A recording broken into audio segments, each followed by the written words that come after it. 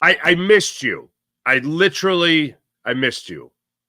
Yesterday, I missed you guys. And I was like, oh, it's Memorial Day. People taking the day off. I'll take the extra day. I know it was going to be actually, it turned out to be not as, I don't want to say rough, but turned out to be not as hectic a weekend. We didn't get as much company as we expected. Last year was kind of ruckus in the Farzetta household. This year, not so bad. And I was like, I'll still take the day. It's still been, still had a lot going on over the weekend. And then they get called in to do the Fox 29 hit, and Mike and Alex are both working. I'm like, well, damn. Now I wish I did my podcast in the morning. So I apologize. I will never take another day off. Just kidding. I got to take some days off in the upcoming, not too long. Anyway, welcome in. Hope you guys had a wonderful, wonderful extended weekend. To those who have served in our armed forces, to those who have served in any branch of the military, thank you for your service. For those who are related to, friends with, or love someone who went overseas and paid the ultimate sacrifice, thank you for your sacrifice. So Memorial Day is not something that I take lightly. And thank you to everyone, especially a guy I used to play basketball with, Travis Mannion. May he rest in peace. Welcome to the show, everybody. My name is Mark Farzetta. This is a little show we like to call the Farzy Show, and it's presented by MyBookie, mybookie.ag. I do hope that you guys got to enjoy the extended weekend. I hope that you guys got time with your family, your friends, and all that stuff. Or, maybe you don't like your family. Maybe you just wanted to avoid. I don't know. I know what I wanted to avoid over the weekend, and that was Phillies baseball. Oh, my goodness gracious. 2 in a row. I was kidding before when I said sell the team, but now, oh, my goodness. Sell them. Move them. I don't want to see these guys again. Blah, blah, blah, blah, bloobity, blah. It was pretty rough. It was pretty rough this weekend. It was 2 in a row for the first time since April 23rd and April 24th. You see Alec Boehm play some of the worst third base that you've seen. I can't believe that this question actually came up after the game. The question was, did you agree with them being errors? Because sometimes, the baseball scorer will not charge an error to the player if the ball was hit really hard, right? There were errors, and he actually should have had maybe 2 more, and he wasn't charged with them. I mean, they were the 2 errors that he was charged with, definitely errors. Then I would at least classify the others as just misplays, maybe. Whit Merrifield, I always think errors are contagious. Whit Merrifield, unfortunately, he allowed the ball to bounce out of his mitt. Johan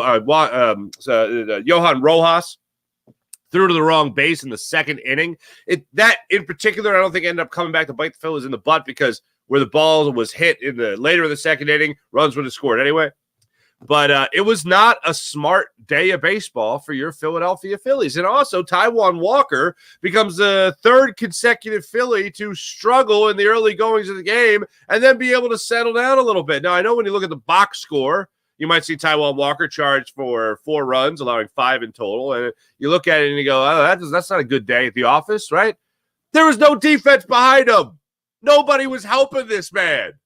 And runs that later on, came around to score were courtesy of 3 errors committed by the Philadelphia Phillies. And we'll be looking at it throughout the entire show today. Boehm has 2. Whit Merrifield had 1. And then, as I mentioned, a couple of misplays, 1 by Johan Rojas and another 2 by Alec Boehm. The other thing that sticks out to me about this game was it was another game where you had Nick Castellanos, Bryce Harper, and even Alec Boehm struggle. Now, I'm not going to say that Alec Boehm is just in some long slump now or anything like that, but Nick Castellanos sure as heck is. Whit Merrifield sure as heck is. I don't know what's going on with these guys, but Whit Merrifield has not been anything close to the player that you signed in the offseason to be an insurance policy. He has provided no insurance.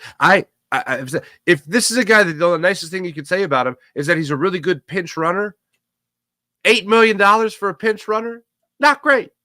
Not great. Speaking of not great for the money, Nick Castellanos again this year, just struggling to find a groove. He takes the 0 for 4 day yesterday, takes the 0 for 4 day the day before, and he just looks like a guy who can't put it together. He looks like if he makes solid contact on a pitch, it's lucky. It's casting the widest net possible and then be like, oh, look, I caught a fish. Yeah. No skill involved. You just threw it in water and hope for the best. Hope is a pretty terrible strategy. And when you just have hope as your strategy, that breeds inconsistency. If there was number one thing that really bothered me about yesterday's game in particular, it was just the way Alec Boehm played at third base. That's the number one thing, because it was avoidable things. And he said something after the game that really jumped out to me. And it was about slumps. If you're the type of person that believes in slumps, I don't know anyone that doesn't believe in slumps. It almost reminded me of one of my favorite quotes ever in the history of what did he say? And that's when Robert Covington was something like 0 for 15 or something in a series against the Celtics or something like that. And Robert Covington asked, "Hey, so what do you do to get through your struggles?" And Robert Covington's response was, "I'm not struggling. My shot's just not falling." It's like, no, that's what we mean. Like, I understand from an optimistic point of view. It's like, no, everything else is great. I'm just not hitting my shots. Yeah, but that's half your job. Your job is 3 and D. And if half of it isn't working, I would call that struggling. I think most people would call that struggling. And that's what they're referring to. Your shot's not falling. I've never heard, and Alec Boehm said it after the game, I'll let you hear it, if you're one who believes in slumps. Does anyone out there not believe in slumps? Even if you just, I don't believe in slumps, I just suck right now. Even if you're just one of those people, that doesn't sound right. Everything else I didn't mind. Said, well, we'll let you hear it. But anyway, let's get into the game. Taijuan Walker in particular. Oh, by the way, next week, MiniCamp. Philadelphia Eagles get together for MiniCamp. I was asked recently, what was I doing? My friend Pat Gallen on CBS 3 was asking me this question the other day. He asked me about my favorite offseason acquisition from the Eagles. Is there one better than Saquon Barkley? I love a lot of things that the Eagles did this offseason. And you know who I'm hoping? Here's the way I'll break it down for you. I love the addition of Saquon Barkley. As I told you guys earlier, the addition of Saquon Barkley allowed me to turn the page on yesteryear. All right, that was a pretty terrible collapse, and now it's this year. And once I saw Saquon Barkley, I'm like, oh my goodness, this is incredible. I love it. That is my favorite, but by far, that is my favorite acquisition of the offseason for the Philadelphia Eagles, is adding Saquon Barkley to this offense as a player. The other is, you can talk about the coordinators, give you hope, give you optimism, okay? They certainly have a track record. I'm going to tell you, the way I expand this is who I hope will be my favorite acquisition. And, of course, that won't be proven until the season starts. But I really do hope that Quinyon Mitchell is my favorite acquisition, because that will mean that in a position of need, and Howie Roseman, which is, to me, the number one reason why James Bradbury, I feel James Bradbury is not going to be here. The number one reason is what Howie Roseman had to say right around that draft after they took 2 corners with their first and second round picks. They need competition at the position. All right. In that case, I hope Quinyon Mitchell takes this and runs with it. As of right now, on paper, the most proven commodity that the Eagles got in this offseason, the one that is another power hitter, another home run hitter for this offense, is Saquon Barkley. I like Chauncey Gardner-Johnson coming in here. That's great. I would rather get more of a safe bet than Devin White as your linebacker, okay? All that. But when it comes to all the offseason acquisitions, the number one move that I love is Saquon Barkley. The one that I hope is the one I love after the season more than anything, because that would mean you mean to tell me you add another Pro Bowl caliber cornerback to this secondary next to Darius Slay, right?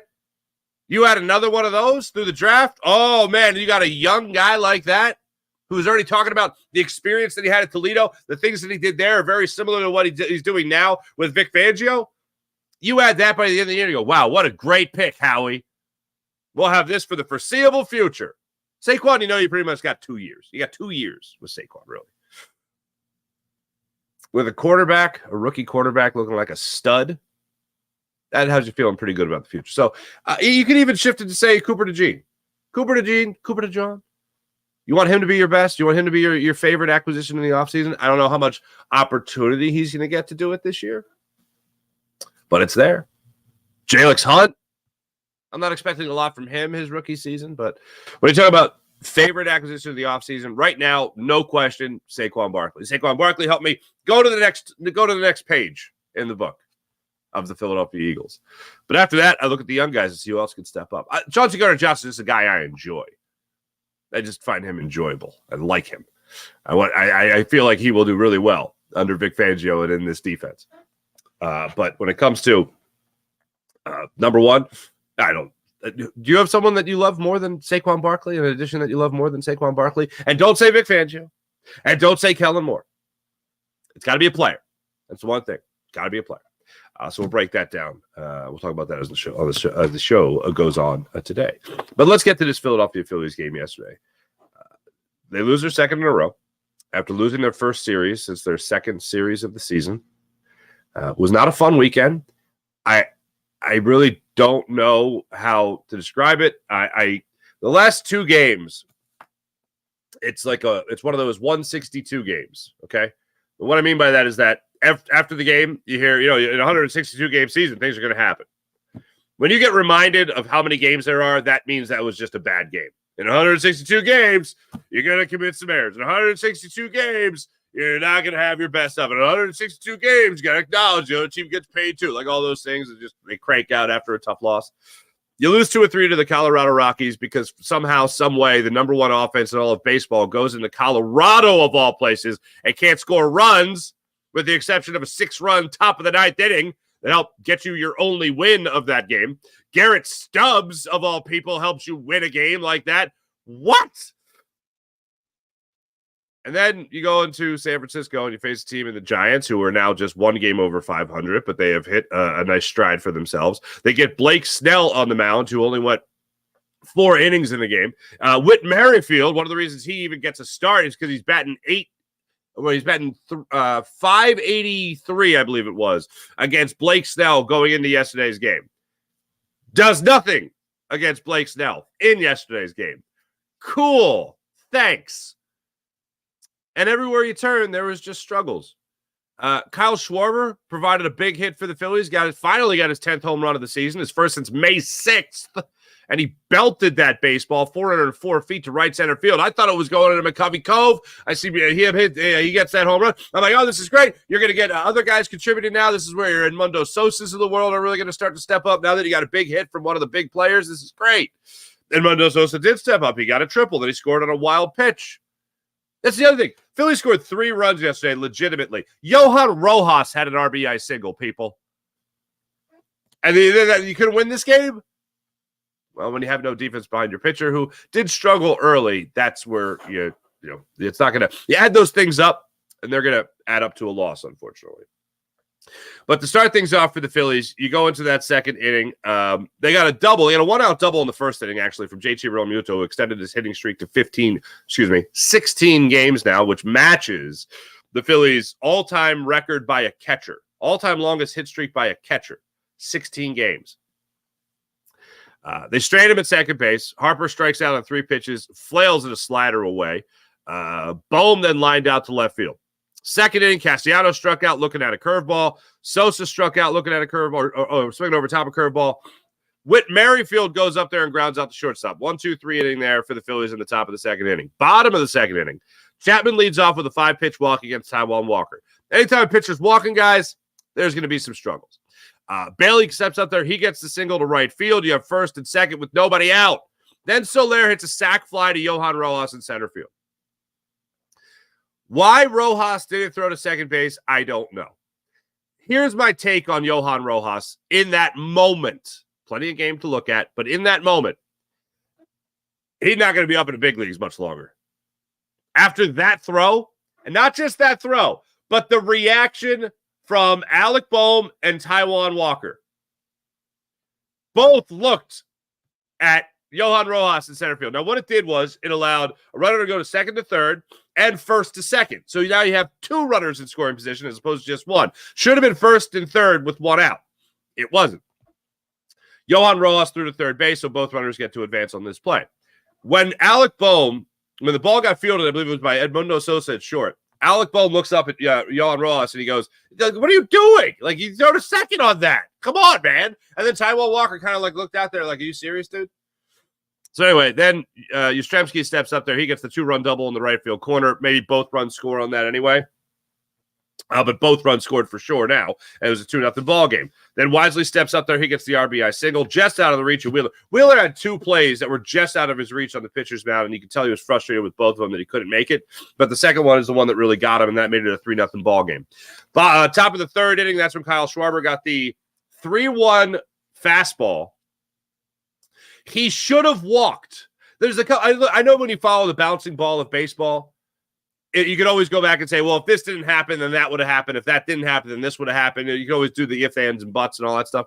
But when it comes to this particular pitch, he goes 3-0 count, gets a ball that was called well below his knees, a ball called a strike. So now it's 3-1. Snell goes out there and he throws him the 3-1 fastball that he just demolishes to right center field for his 10th home run of the season, 404 feet, 2-run homer. It's a 3-2 game at this point. Yeah, you go into the bottom of the third inning. He allows a single. Taijuan Walker allows a single, but that's it. He gets out of that. Fourth inning, the Phillies actually start to make some damage, unfortunately. Or fortunately, they make some damage. Unfortunately, Nick Castellanos leads it off by grounding out the third on a 1-pitch at bat. Thanks for stopping by. And Mundo Sosa gets the triple to right center field. Got the fastball away, went with the pitch. Merrifield steps up there, and there's a wild pitch. So the Phillies get gifted their 3rd run of the game. It's now tied 3-3. Merrifield ends up reaching on an error. Pache strikes out. Look, it was actually a bad call, but he got rung up. Then Rojas delivers the RBI single to center field to make it a 4-3 Phillies game. He was down in the count. Really great at bat by Johan Rojas. He was down in the count 0-2, fought back to make it a full count, and delivered the RBI single. Then Schwarber worked a walk. Real Muto stepped up to the plate. He ended up striking out, but it was a 35-pitch inning for Blake Snell, and the Phillies were able to muster 2 runs out of it. One awarded to them on a wild pitch. The other earned by an RBI single by Johan Rojas. Then you go into the 5th inning, and this is where things start to get a little bit crazy. Phillies go down 1-2-3 in the top of the 5th inning. Bottom of the 5th inning, Matos reaches on an infield single to third base. Now, not an error by Alec Bohm, but Alec Bohm goes up there, fields the ball, double pumps, fires the first, can't make the out. So now you got a leadoff infield single. Great in a 1-run ball game. Chapman then steps up there. He hits a bullet to Alec Bohm at third base. Alec Bohm can't come up with it. He olays the pitch. Okay, I'm not going to lose my mind. A misplay and an error. Not great. Now you got first and second with nobody out. It should be 2 outs. All right, but it's not. Bailey then steps up there and strikes out chasing a curveball. Then, first and third with nobody out after the Estrada ground ball to Alec Bohm, where Bohm olays it, and then Matos ends up actually scoring on that play after Wade's double. I was looking at the 7th inning there for a second. So Matos leads off with the infield single to third. Wade gets the double. He gets hurt. They bring in Flores. You have second and third with nobody out. Estrada steps up. He hits the grounder to Bohm. Bohm olays it. Matos scores on this play. Now it's a 4-4 ball game. Now you have first and third with nobody out when you should have at least 1 out in the inning.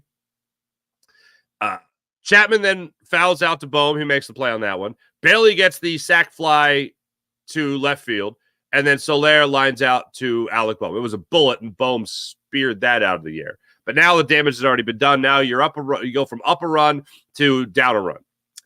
Then you go into the 6th inning. Phillies go down 1-2-3. Wesley gets an RBI double to left center field, makes it a 6-4 ball game. Walker started that inning at 81 pitches. He ended up with 98. That was his last inning. Then you go into the 7th inning. Schwarber gets a 1-out single. Then Real Muto and Harper go down. So nothing doing after that. 7th inning then is when more problems happen. That's the infield single from Estrada on the double pump. Chapman then gets the error towards Bohm, where he can't handle it again. At that point, I'm thinking Major League. At that point, I'm thinking none of that Olay stuff, Dorn. And unfortunately, Bohm couldn't handle it. And then Ramos comes around and he gets an RBI, a 2-run double, as a matter of fact, making an 8-4 game. And the Phillies had nothing going for themselves after that. It was pretty rough. So Bohm in the 5th inning has the error. Bohm in the 7th inning has the double pump, then the error, 2 more runs score. Also in that 7th inning, Whit Merrifield has the ball bounce out of his mitt. Would have been the second out of the inning. Instead, it's bases loaded with 1 out. And that's where they get the 2-run double for Ramos. After the game, Alec Bohm was asked about his errors, asked about his struggles, and here's the answer he gave. No, I'm not going to just go panic and go take a bunch of ground balls for no reason. I missed a couple balls. I didn't make a play, and, that's just what it is. It's a hard game. It'll humble you, so just get back to it tomorrow. Do you believe that defense kind of goes through slumps the same way that everyone goes through slumps at the plate? If you're one that believes in slumps and all that, it's just the game's hard. It is what it is. So, there's going to be times where plays you normally make, you don't make, and that's just a game. You play 162 games, there's going to be days where you just straight up suck. Everybody's human. Nobody's immune to it. So, I think it's just forgetting about it is the best route. So much that I just appreciate. There's going to be days where you just straight up suck. All right. No further questions. Thank you. I know 162 game season, guys are going to struggle. The one thing that bothered me a little bit was I understand the idea of not overreacting if you're a player. I understand certainly the idea of not panicking. I don't to use after Memorial Day, to use a military phrase, a military friend of mine told me many years ago, don't yell at the enemy shooting, start shooting. You know what I mean? In other words, don't scream and yell and panic, just start acting. So I understand the idea of not panicking. And I appreciate that from Alec Bohm. It also came out after the game from Rob Thompson that Alec Bohm has been dealing with some things. The illusion was he alluded to Alec Bohm having some injury issues that he's playing through. And Rob Thompson even said that he's got to look at the lineup card for tonight's game, the 9:45 start time in San Francisco. He's got to look at the lineup card again to see whether or not he's going to have Alec Bohm even play. When Bohm was asked about it, he just said, yeah, no, everyone's dealing with injuries. It's no excuse. I was like, okay, I appreciate that. As far as I'm not going to overreact and take like a bunch of ground balls for no reason. Oh, no, there's a reason. The reason is an awful defensive game. The worst defensive game we have seen from Alec Bohm since the 3-error game, which, of course, ended with, I hate this bleeping place. Okay? So there's a reason. And then I have never heard anyone ever disagree in the idea that slumps are a thing. Slumps are a thing, man. Anybody can have a slump. Even if you term it differently as, well, I just sucked for this certain period of time, and then I was awesome again. Well, that period of time you just referenced, that's called a slump, son. I never heard anyone go, if you're the type of person who believes in slumps. It almost was, it had notes. You know what I had yesterday? It had notes of Cliff Lee and Nick Castellanos, Alec Bohm's attitude about having a terrible defensive game. That's what it Cliff Lee would always say, that's baseball. Nick Castellanos, I don't know, would talk about Scooby-Doo. I don't know, but it just kind of had notes of that. Like, hey, this stuff happens. Now you got to fight your way through it. And if you are going through a long baseball season, playing every day, I assume that sometimes, things do get a little bit, they fall into a little bit of a rut.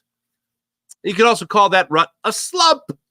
And I certainly believe that guys can just have something in their head where they just go through a period of time where they can't make a play in the field, or they go through a period of time where they can't hit the broadside of a barn at the baseball at home plate. That to me is, it's a slump. And you're going to go through these ebbs and flows of the season and losing back-to-back games, losing your first series. That's not all of a sudden time for anyone, I believe, to hit the panic button. One of the things that I did keep in the back of my mind when the Phillies just couldn't lose back-to-back games, and as I've said, it's been over a month, was there's going to be a moment here where they really do face adversity. Not just one player missing a significant amount of time like Trey Turner and Marlo Sosa, as we all know, has been fantastic throughout that process. But there's going to be a time where they just can't do anything right. There's going to be a time, and I'm not saying that's now. If this continues, you get to maybe losing, 7 of 10. You maybe get to even losing 6 of 10. You go through a stretch like that, and you go, oh, boy. This is rough. What are they going to do? Cut Merrifield? What are they going to do? They're going to send Rojas down to the minors? What are they going to do? Where you start to think about maybe other moves that they could make. I mean, we've already talked about the deadline when this is, and still is, the best team in baseball. But when you look at everything else with this Phillies team, oh my goodness gracious. At some point, yeah, there's going to be a really tough road to hoe. I know Ronald Acuna Jr. is now done for the season. They won a World Series the last time he blew out an ACL. So it's not like I just push aside the Braves all of a sudden because their reigning MVP is gone. So things aren't going to get much easier for the Phillies. Not that I believe. Things are going to get tougher. You are going to go through and have another rough stretch, of course. That's all going to happen. But if right now is that time where that starts, well, the Phillies need to do whatever it takes then to make sure that they plug that hole. If you're going to be taking on Woodard, or you're going to be starting to become a little bit of a sinking ship here, then they need to do whatever it takes to be able to plug that hole. But I don't believe that the ship is sinking now. I don't believe that this is all of a sudden time to panic. One thing I do absolutely agree with Alec Boehm is that no, this is no time to panic because you've lost 2 in a row. You had a funky series there in Colorado where guys just couldn't get things right till later. And 3 error game, 5 misplays in total. That's rough. 3 errors, 5 misplays. That's not easy. And Rob Thompson did acknowledge after the game that Taijuan Walker, he got better as his start went on, said he couldn't figure out what was going on with his last 3 starting pitchers when it comes to that second and third inning, really. Especially throwing a lot of pitches in that second inning. But when he looks at it from the bird's eye view of it, it's not a concern. It's just it's a weird thing that's going on right now. And he's confident, as you would assume, that this team will figure it out. And he did say that the defense did not get behind Taijuan Walker and help him out even a little bit in this one. Phillies now 38-17 on the season. The New York Yankees are 37-18, so Phillies have one more win, 1 less loss. So still maintaining the top spot in baseball. But seeing a 2-game losing streak in the standings for the Phillies, ooh, baby. Ooh, that scares you just a little bit. Phillies will be back at it tonight against the Giants, 28-27. San Francisco Giants, 38-17. Philadelphia Phillies. Zach Wheeler gets the ball for the Phillies, and he's only gone at least 7 innings in each of his last 2 starts. So that's where we're at right now for your Philadelphia Phillies. Before I get into the chat check, I do want to get into some Eagles conversation real quick. And here's the thing. With MiniCamp starting next week, I feel like we got a little bit of things pulled into focus when it came to position battle. So 2 thoughts. Tyler Steen, as he talked about last week, he was asked about it, but he didn't say that it's his job to lose. He basically said everything you want a young player, an unproven commodity, you want him to say, he said, which is he's got to work for it. He's got to earn it. No one's handing him the position of starting right guard, even though when they go out there on the practice field, he's the starting right guard. So at least that's come into clarity a little bit more. In thinking about MiniCamp, James Bradberry, I think, is going to be one of the biggest stories. Whether or not he's here, whether or not the Eagles cut him, whether or not he's going to be running with the ones, if you will. Because as I said last week, when I was asked about, well, what do you think? What do you think about James Bradberry not being at OTAs? And my thought was, well, you should get used to James Bradberry not being around the team. That's basically how it's going to shake out. I know Darius Slay talked about it last week about how James Bradberry, he's a veteran dude, he's a good dude. This is optional. It's all voluntary. If you had a season, just put yourself in these shoes for a second here, okay? If you had an end of the season like the Eagles had, if you had an end of the season like James Bradberry had, and on top of it, you had a new boss being brought in with a new system, and you have 2 other guys drafted to take your position, don't you think you'd show up to work? I think I'd show up to work.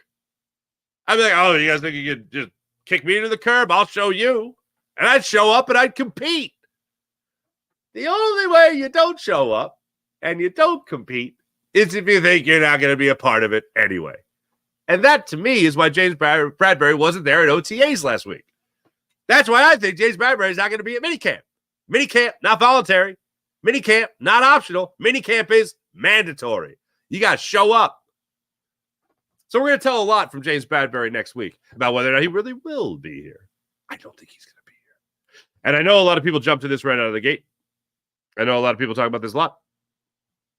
Howie Roseman said the bare minimum at the Combine when he was asked about James Bradbury. The question was from Jeff McClain. I believe the way it was phrased, if I remember correctly, was, is James Bradbury in your future plans? And Howie Roseman said he's under contract. Anytime Howie Roseman wants to say the bare minimum, he refers to paper. He refers to what is. Well, you can't dispute the fact that James Bradbury is under contract. He is under contract. His thing is always referencing the contract. He's under contract. He's under contract. Yeah, he's under contract. He's under contract. He's under contract. The only other guy that had a great throwaway line like that to kind of put it, on his own terms was Doug Peterson. Doug Peterson's throwaway was right now. And the classic example of this was Sam Bradford. Well, who's your starting quarterback? You just drafted Carson Wentz. Who's your starting quarterback right now? Right now, it's Sam Bradford. But tomorrow when we trade his ass, it'll be Carson Wentz. But right now, it's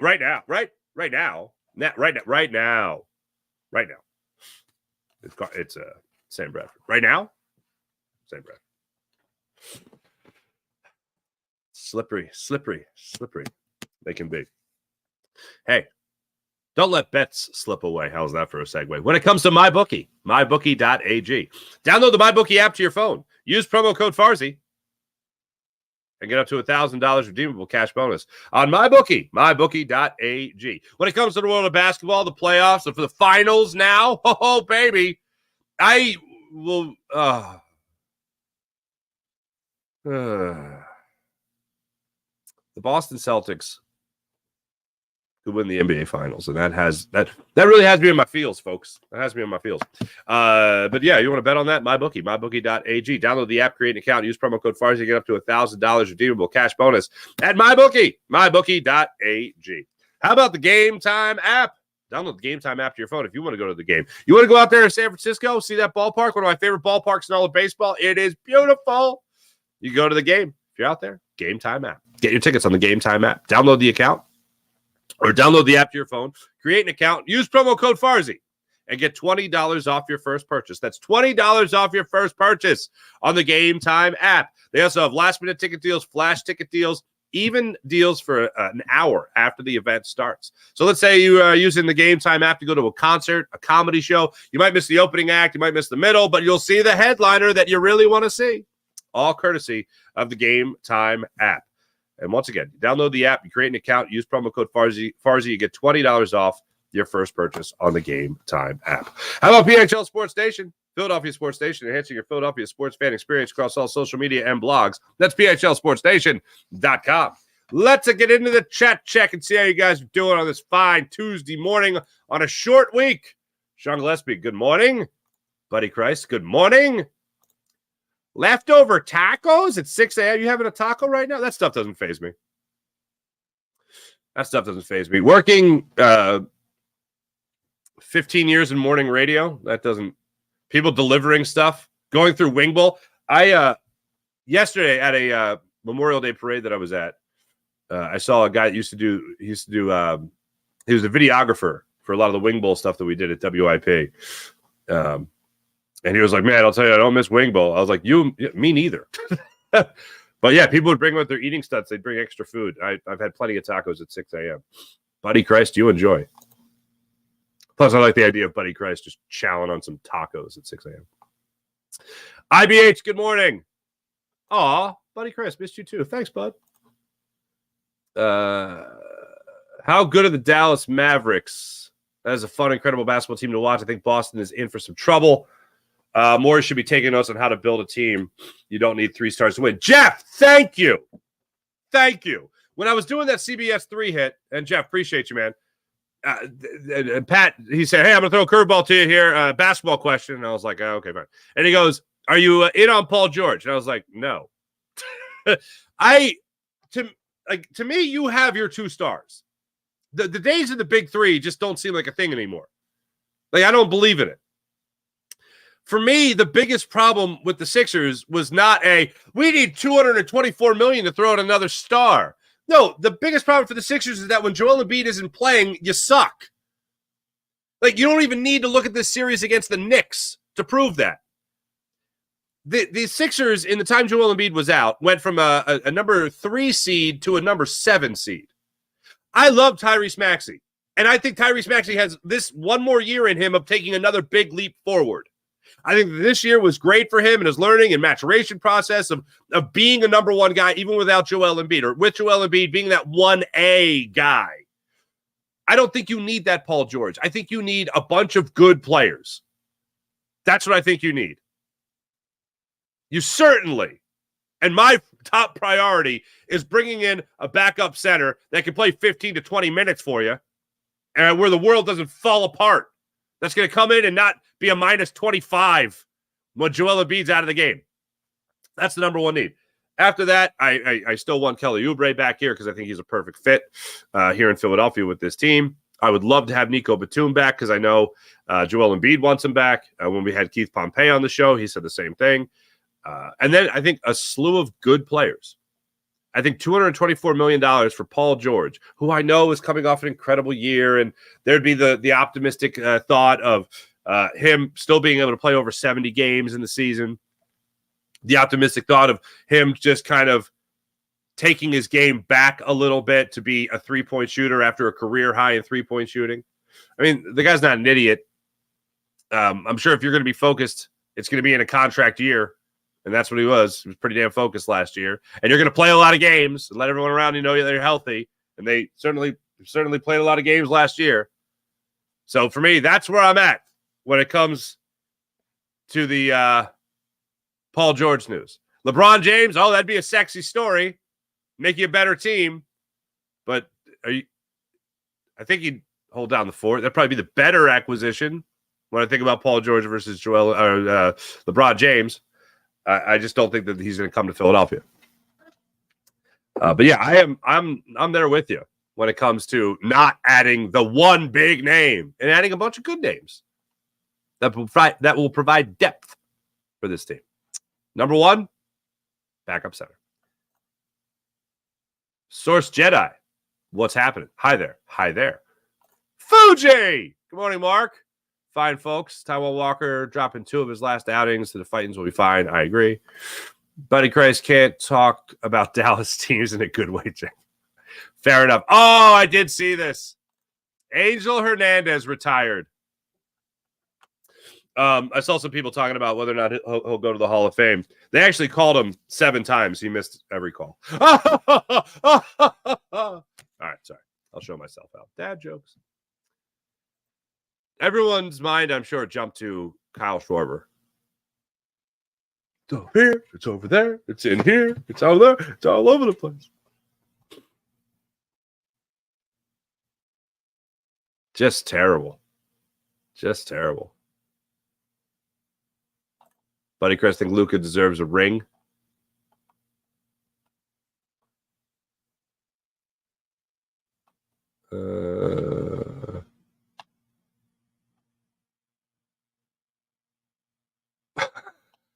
Buddy Chris, you're on fire today. I'm not struggling. I'm not broke. I just don't have any money. Love it. Sean Gillespie, the way Boston continually dominates, and now the Mavs. Come on, Sixers, please take notes. Sean, this is why it's all up in my feels, man. The Boston fans have gotten to enjoy, 1 year of being bad, where the Sixers enjoyed 3 years of being terrible.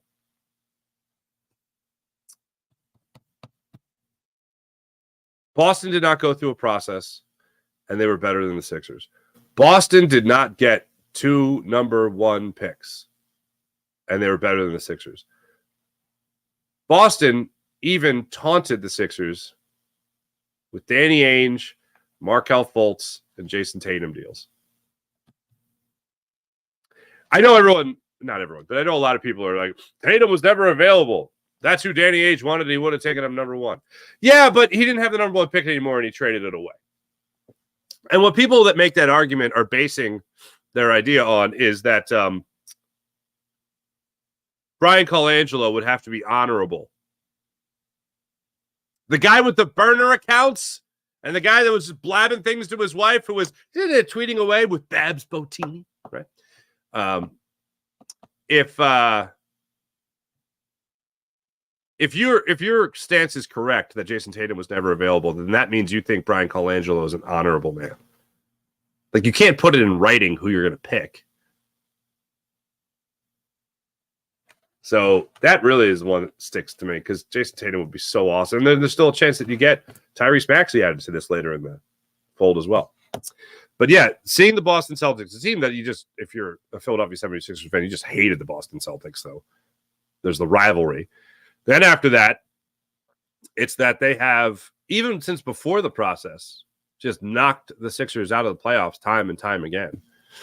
Going back to Antoine Walker and Paul Pierce. Going back to that. Going back to Andre Iguodala, Drew Holiday, Evan Turner. Them beating the Bulls in the first round, then losing in Game 7 to the Celtics. Then to post-process, the amount of times you've been knocked out. Celtics just continue to be better than the Sixers without a process. They were just better. Celtics winning an NBA championship. That's why I'm rooting hard for the Mavs. If I had to root for one, I'm rooting for the Mavs. But the Celtics winning an NBA championship, that would be daggers through the heart. April! Good morning, April. Buddy Christ loves Cooper. Cooper to Gene.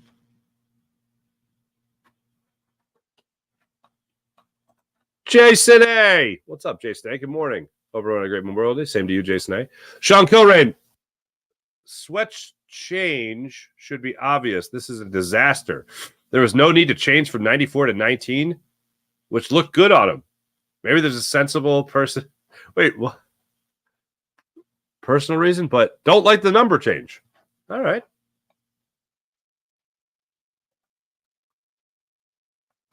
April on the Phillies. It was an ugly game, but the Phillies are going to lose some games this year. Keep the faith with a PH. Hells yeah. Jason A. Merrifield can't catch a break this year. Or a pop-up. Yeah, Merrifield's pretty terrible. Pretty terrible.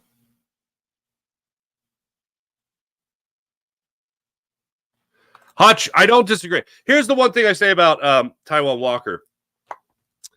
Taijuan Walker, Rob Thompson has not done him any favors. In both of his first two starts back from the injury after his IL stint and rehab assignment, Rob Thompson went against all his wisdom and typical philosophy of getting a pitcher out while he was feeling good, especially if he was coming off an injury. He gave him one extra inning in both those games, and that extra inning, that seventh inning that he let him pitch into, he ended up giving up a huge hit, home run, whatever the case might have been. That's not good. So his ERA certainly suffered from that. And then yesterday, look, he got hit. He gave up some walks, but there was no defense behind him. With even a decent defense behind him yesterday, the Phillies win that game. So I don't look at Taijuan Walker for yesterday's game as much as I would in maybe some of the other starts that he's had this year. And certainly his ERA would be a lot better if Rob Thompson would have had a little bit of an early hook with a guy just coming off the IL. But bottom line is, look, he gave up the runs. Wheeler get the boys back on track today. Certainly hope so. Charles D. Funny seeing Halliburton with the Reggie Miller shirt on. That was funny. I did enjoy it. John Cheeseborough. Good morning, Farzy. Farzy in Society. Good morning.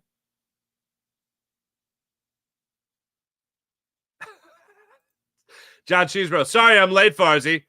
If I don't get an extended Farzy show, I hope Angel Hernandez comes back and is a home plate umpire and crew chief for any random baseball game you watch on a random day. That's great. Oh, Sean Kilray. This is great. Brandon Ingram, the guy to get. And bring back Drummond. I would be fine with both these. I would absolutely be fine with both of these. No kidding. If I get both these guys, I'm a happy guy. Ingram's coming off not such a great year. Drummond could still be that guy to give you those 15, 20 minutes off the bench. Still the best backup center the Sixers have had in recent years. John Cheeseborough seconds that motion. I don't trust Morey. I think he wants to go star chasing. Yeah, I think he does too. See, the first thing is the Sixers are going to get pulled into every single, and Keith Pompey said this on the show, everybody that's available, the Sixers are going to be mentioned. Because everyone that's available wants to drive up their price for the place they actually want to be. So if you want to stay in LA, let's just say, if you're Paul George, you'd be like, pony up, Clippers. The Sixers have all that money. They're going to pay me if you don't pay me, so you better pay me. Kirsten Carter. What's going on, Kirsten Carter? What a great name. Good morning, Mark from Oklahoma. Good morning, Kirsten. Thanks for joining the show. April, I'm so thrilled that I don't have to see another game called by Angel Hernandez.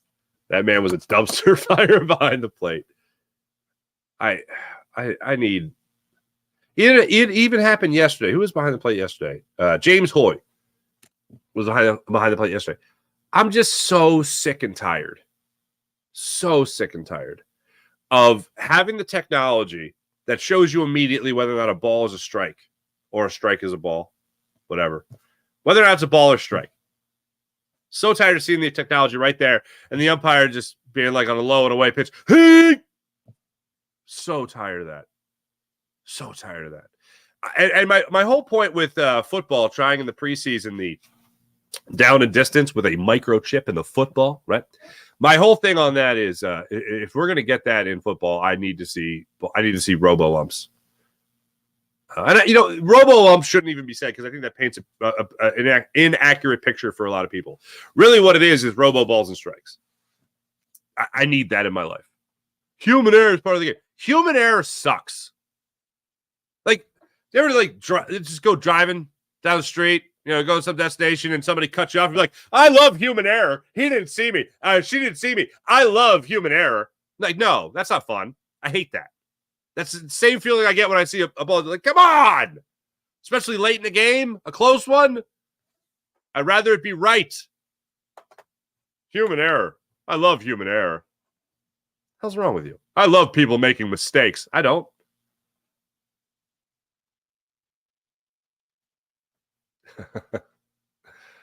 Bryce Harper going off on Angel Hernandez. Good Lord. Yeah. Ooh, big rhythm. Rather the Celtics win over the Cowboys. Well, all right, Sophie's choice. Wow, yeah, I would too. Yeah, I would rather the Celtics win than the Cowboys. Because if the Cowboys win, like the Celtics winning would already further what I know, which is that the Celtics are a better team than the Sixers. I've known that for years. We've all known that for years. Even when we doubted it, we were proven wrong. So when you look at the Cowboys, one of my favorite things about the Cowboys is that they choke all the time. It's not choking all the time if you win a Super Bowl. And plus, oh my God, the Cowboy fans will be so obnoxious.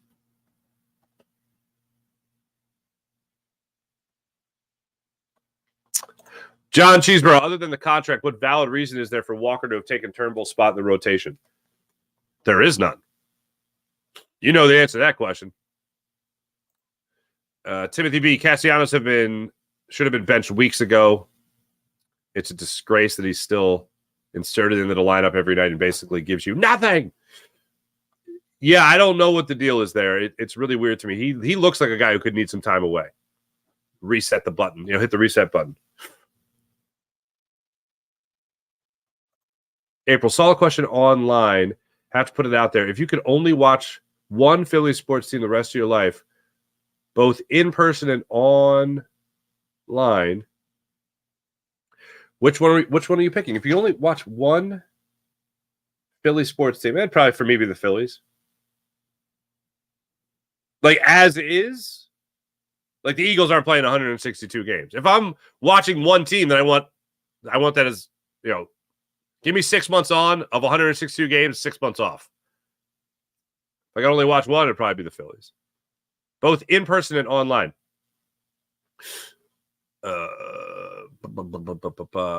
Online would be like on TV, streamed, whatever. It would be football. Football, I just people that I like. For me, saying you were at the game means the least in football to me. I was at that game. Oh, really? So you barely saw it? Because I was at home watching basically from the field. Some plays I was watching right from the quarterback's shoulder. That other play I saw in super slow motion multiple times. Football is literally built for TV. And it's only continued to be built for TV. So I'd watch football, TV, online, whatever the case may be. I'm picking baseball in person, and then football linearly. Possibly crazy irony. Sixers get no one on a max deal, and Clippers don't re-sign Harden. Oh, yeah, I saw Harden wants to be traded too. No one wants him. Can you imagine Harden Sixers reunion? My goodness. Daryl Morey is not as much of a liar as I originally hinted at. It's good to be back in Philadelphia. WC Mavs in 6. I hope so. Talk about a happy retirement, big rhythm to Angel Hernandez. Hells yeah. Ba-da-ba-ba-da-ba. Greg Benson, what's going on? I think Barkley is a great dog name. Huh? Where'd that come from?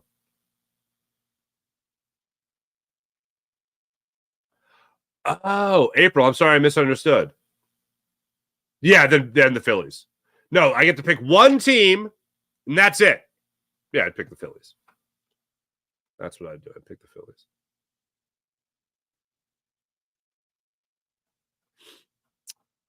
Greg Benson, where did this come from? I think Barkley's a great name for a dog. Okay. That's great. Thank you. Thanks, everybody in the chat. You guys are wonderful, as per usual. Let's get to the morning rush brought by Sky Motorcars, skymotorcars.com. Late one tonight.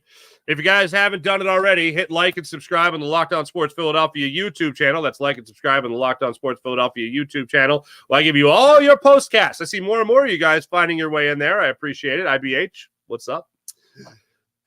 Sir Sketchable, what's happening?